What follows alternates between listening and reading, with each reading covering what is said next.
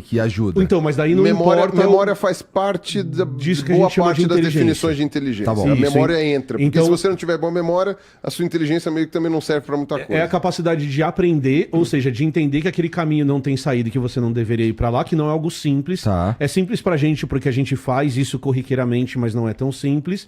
E também a capacidade de memória, que eu virei à esquerda aqui e tava fechado, eu não deveria virar à esquerda. Tem uma outra variável também que em quase todas as definições de inteligência acaba entrando, que é velocidade. Então, eventualmente, a rapidez com que você consegue resolver esse problema... Você consegue aprender ou resolver o problema. E resgatar a memória que você tem, aqui, e isso também acaba, sei lá, vai sendo colocado como também uma questão de inteligência. E aí, se a gente pega essa resolução de problemas como um parâmetro, aí você amplia o que você considera inteligente, você tira da questão só social, porque você vai ter animais que não são sociais e são extremamente inteligentes. Então, tem muito trabalho com corvo, por exemplo, que são incríveis. Então, Mas corvo é social. Não, tudo bem, mas tem um trabalho bem legal com corvo, que o corvo tava comendo nozes. E aí, eu tenho certeza que todo mundo que tá aqui presente aqui, que tá assistindo essa live, no Natal, que é a pior época para comer nozes, você foi lá e você tentou abrir a casca daquela desgraça com a mão. Certo? E aí você machucou a sua mãe e você percebeu que você não é tão inteligente quanto você imaginava. E daí você colocou na porta pra tentar abrir, já fez isso. Eu pegava um martelo. E aí explodia tudo, você comia metade casca, metade noz e o resto tava no chão. E, Isso- quando não tinha sorte, prendia o dedo Isso. também. E aí tem um trabalho bem legal no Japão, que os caras Isso eu nunca mostram... vi, é. Gente, se considera inteligente. Então, é isso que eu tô fiz, falando. Que os corvos, eles estavam com a dificuldade, a mesma dificuldade que a gente de abrir as nozes. Então, o que o bicho descobriu? Que se ele jogasse a noz no asfalto, o carro passava por cima, quebrava a noz e ele conseguia comer. Só que tem um problema. Ele corria o risco de ser atropelado. Então, o que os corvos faziam? Eles iam nas árvores, pegavam as nozes, e ao invés de jogar em qualquer lugar, eles jogavam na faixa de pedestre. Então, ele esperava o farol fechar, jogava a noz na faixa de pedestre, o carro passava por cima e ele esperava o farol fechar de novo para ele descer. Então, a complexidade desse problema, então ele descobriu que tinha o farol, que tinha o carro, que o farol abria, que o farol havia uma fechava, frequência. que havia uma frequência tal para resolver o problema. É essa somatória de passos na resolução do problema que a gente mede quando a gente está falando de inteligência de um bicho. Tem Esse tipo de inteligência de resolução de problemas. Já que você falou do corvo, tem aquele exemplo também das armadilhas que eles puseram lá para ele pegar comida. Né? Então, era assim, tinha um tubo, né, de transparente, assim, cilíndrico, em que ele puxava uma cordinha e vinha uma semente ou alguma coisa gostosa lá para ele comer.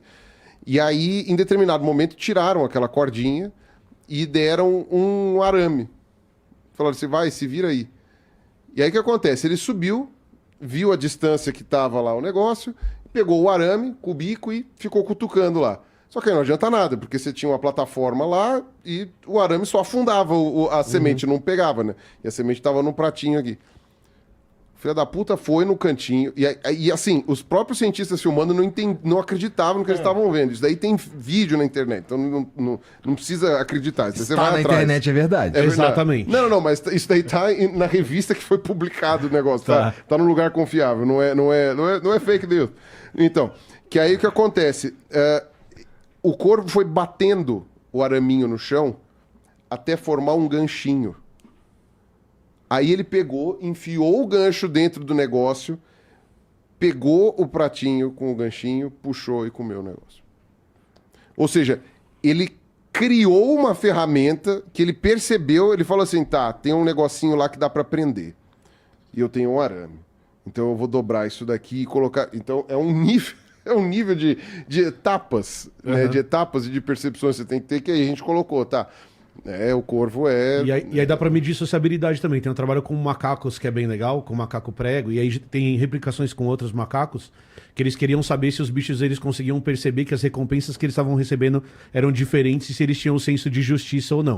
Então você prende os dois macaquinhos em gaiolas, que são uma do lado da outra, e aí você vai dando coisas que eles gostam de comer. Então o que os pesquisadores faziam? Testavam os macacos. Então pegava pepino, dava um pedaço de pepino pros dois. Aí pegava uva, dava uma uva pros dois. Aí a mesma coisa, Qual é mais pepino, gostoso? uva. E aí eles começaram a Qual é mais perceber que os gostoso? macacos comiam os dois, mas que eles preferiam uva.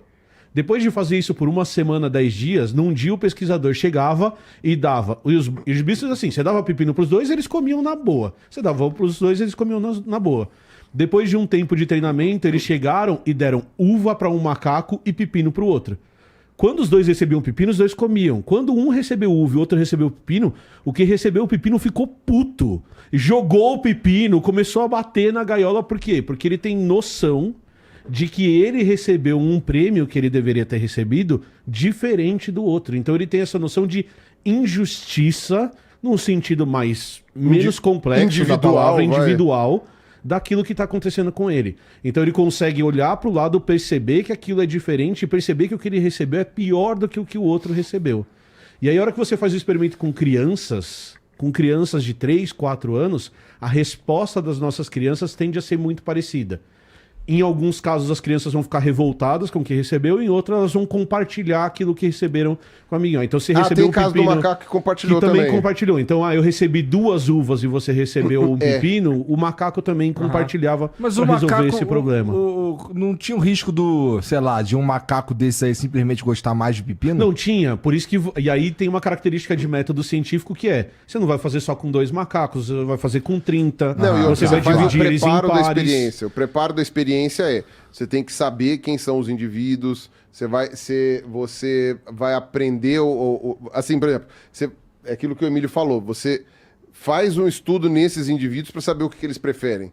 Antes de você... Podia ser que eles, sei lá, não gostassem nem de uva e nem do pepino. Mas sim, você tem toda a razão. Por isso que você tem que fazer um experimento que elimine esse tipo de variabilidade que vai existir normalmente. Então, às vezes o macaco ele prefere pepino e pra ele tá tudo tranquilo. Isolar variáveis. Você isola as variáveis pra testar só aquilo. Uma pergunta super idiota, então. Diga, Eu vou repetir a resposta do Sacani. Que, na verdade, que era o que o Bickman falava, né? A única pergunta idiota é aquela que não é feita. Tá bom, então vamos ver. Não pergunte. Não, a Terra não é plana. E também não é uma bola de gelo com uma terrinha em cima. O resto você pode perguntar. Vai lá. Tá. E o Noé? Sacanagem. Se a gente conseguir não fuder com essas vidas aí por um longo espaço de tempo, porra, milhares de anos, assim, imaginando que a gente estará aqui há milhares de anos pra frente. Existe alguma chance desses bichos se desenvolverem mais e irem se desenvolvendo, especialmente os que já têm um certo nível de, sei lá, conseguem se comunicar melhor, não sei, pra, sei lá, desenvolver um próximo estágio de inteligência? A sua pergunta... Puta pergunta idiota. Não, a sua pergunta não é idiota, mas ela é muito legal pra gente explicar o que é biologia. Não é mais, caralho. Não é, não. Essa pergunta não é idiota, mas E aí eu vou te explicar por quê. Tipo, rolar um planeta dos macacos. Sim. É uma ótima pergunta, porque a gente vê isso no Fantástico. A gente vê os caras tentando imaginar a evolução no Fantástico. E aí, o que eu vou te dar de resposta é... Eu não sei prever o futuro. É impossível fazer uma previsão do futuro. E aí a gente pode até discutir um pouquinho de... como assim é impossível fazer previsão de futuro se a gente sabia que ia chover hoje, por exemplo? Então eu posso te dizer como que a ciência faz previsão de futuro. A ciência faz previsão de futuro olhando para o passado. Então, por exemplo, chuva.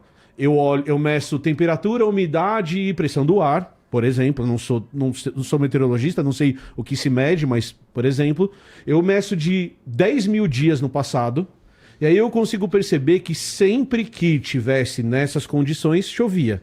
Então, a hora que eu chego amanhã, meço essas condições e elas estão desse jeito, eu consigo falar assim, em 80% dos dias que isso aconteceu, choveu, certo? Então, eu uso o passado para criar um modelo de previsão do futuro. Por que esse modelo funciona? Porque provavelmente amanhã é muito parecido com hoje. Então o modelo ele se encaixa, porque eu tenho tantos dados do passado que eu consigo explicar... Pera, você está dizendo que um modelo pode ser utilizado...